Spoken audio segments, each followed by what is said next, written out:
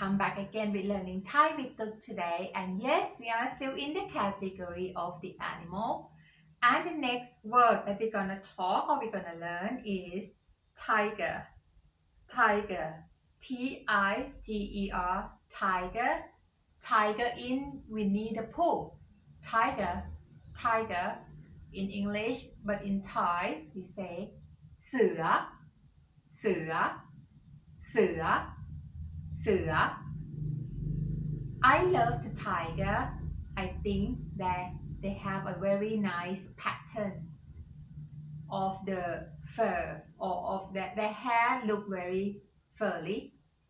So I like tiger.